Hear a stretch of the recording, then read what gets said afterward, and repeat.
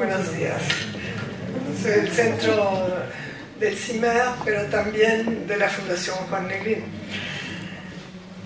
Quería hablar un poquito de una de mis preocupaciones, es la educación. ¿Y se oye? ¿Más? Bueno, que no tengo voz. Estamos hablando de luchar contra el fascismo. En nuestras dos organizaciones lo hacemos de forma muy distinta.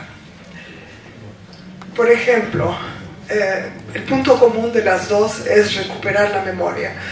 Y la memoria hay que recuperarla para usarla, no solo para llenar libros y páginas, pero para usarla y luego para eventualmente leer los libros que se han llenado con esas páginas.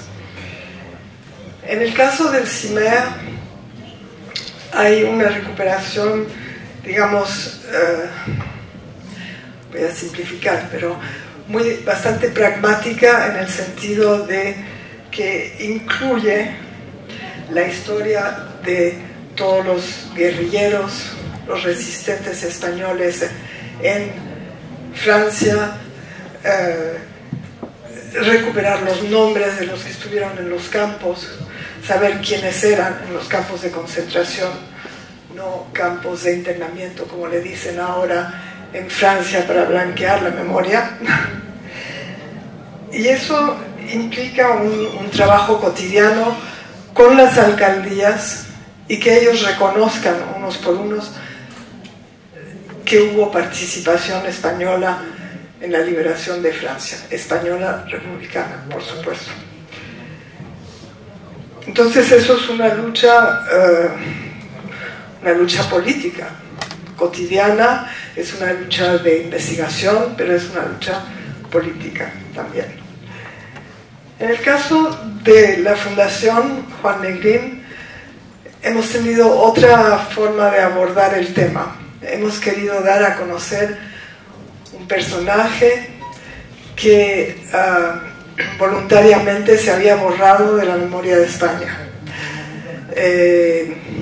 Según la versión franquista, era una persona, un médico mediocre, era obviamente un político nulo que no sabía nada de economía, porque lo metieron en la Hacienda, etc. Bueno, entonces empezamos por el lado más sencillo, que era explicar su lado científico. Era lo más apolítico posible. Y la gente empezó a descubrir, pues no estaba tan mal. Fue profesor de profesores. Fue el que formó al único premio Nobel que además aparece, en fin, Severo Ochoa, que aparece como americano, no como español, desafortunadamente, etc. Y que dejó huellas hasta en gente de mi edad y más jóvenes que, estudiando en Estados Unidos neurología, tienen referencias todavía a estudios que él había hecho, investigaciones que él había hecho de joven en Alemania en plena Primera Guerra Mundial. Entonces, eso ha sido una approach, una forma de un acercamiento, bueno, un acercamiento mucho más pacífico, digamos, y más neutral. Y la primera cosa que resultó a raíz de eso, pues que en su ciudad natal, Las Palmas, se creó un hospital enorme que se llama el Hospital Juan Negrín.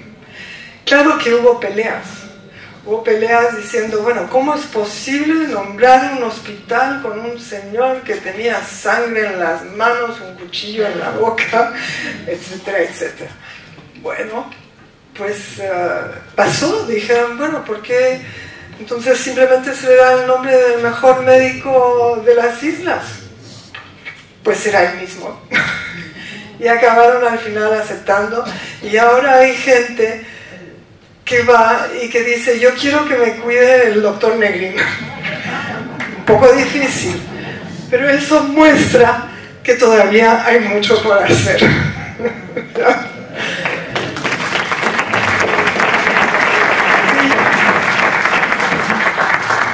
Y quiero contar también algunos detalles que han pasado en esas aventuras, en las diferentes etapas que hemos tenido en la fundación para que la gente entendiera, descubriera el personaje. Cuando yo traté de recuperar la casa de la familia, esto fue, todavía estamos en pelea, se empezó en el 68, a lo mejor con la ley actual las cosas pueden ir cambiando, pero lo dudo mucho. ¿Y por qué? Porque quería recuperarla no para ir y veranear en Las Palmas, pero para tener ahí la fundación. ¿Por qué? Porque además cruzando Carmen, la calle... Perdona, Carmen, sí. Vamos muy cortico de tiempo, lo más breve posible. Sí, voy a tratar. Cruzando la calle es de donde salió Franco. Está ahí el cuartel. Y me parecía simbólicamente que era la resistencia. Seguimos ahí y seguimos luchando. Pero bueno, el caso es que nos dieron otro cuartel y ahí estamos, no estamos enfrente, estamos dentro de un cuartel que es donde se reclutaba a toda la gente mientras que había ejército, donde se torturó a la gente, y ahora eso es la sede de la fundación.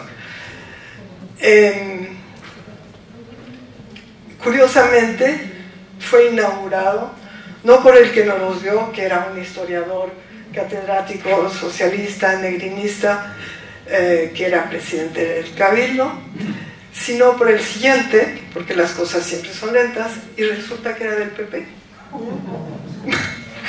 Así que eso fue un gran paso. Y además quiero decir que ya no es del PP. Ese es otro gran paso. Eso es lo que yo considero la lucha que tenemos que tener todo el tiempo. Bueno, para terminar, si puedo, bueno, voy a tratar de terminar. Tranquila. Quiero decir que hace muy poco, en esa primavera, yo mandé una serie de libros. Mandé casi 10.000 libros que habían sido mi abuelo, que es la mitad de la biblioteca, todavía queda otro tanto. Entre estos libros había unos que habían sido requisados del consulado alemán en Barcelona y también de asociaciones anarcosindicalistas alemanas y catalanas, lo siento. Y resulta que estos libros son libros de finales de 1800, principios de 1900 y de toda la época hasta los años 30, que pertenecían a diferentes personas que firman los libros. Hemos hecho un estudio para saber quiénes eran estos propietarios.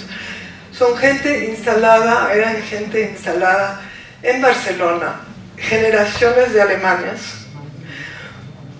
que luego hemos visto que eran jefes nazis, que eran militantes nazis, y que con esta propaganda, a través de los libros, que además son libros que se dirigen a niños a partir de 2 años y hasta adultos, uno firmado por Goebbels, a su camarada no sé cuantitos, etcétera, pero que eran propaganda nazi, y se hacía en una forma muy sutil.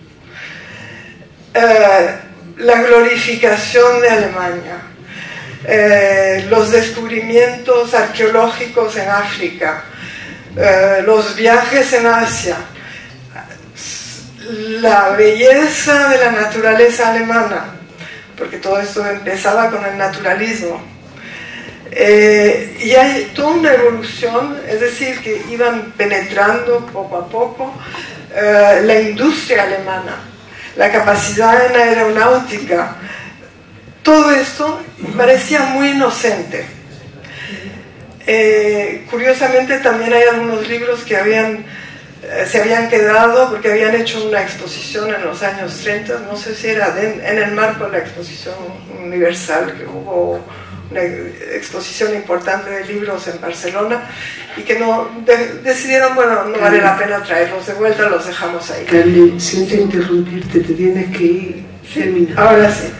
Bueno, esto es para decir simplemente que cuando hay movimientos así fascistas, que además mi abuelo ya, antes de terminar la Primera Guerra Mundial, ya consideraba que lo veían haciendo, son movimientos que vienen muy despacio, muy lentamente, y que van penetrando en forma oficialmente muy inocente.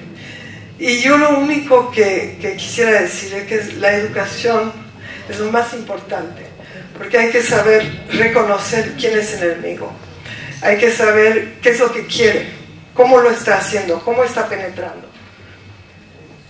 En Estados Unidos hemos tenido un energúmeno, se llama Trump, y llegó con Putin.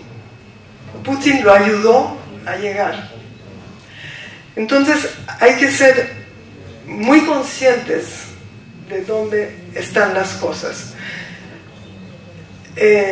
Maite, que la respeto mucho, está por la paz, yo obviamente también. Si hay que desarmar Ucrania, estoy de acuerdo, pero hay que desarmar al agresor también.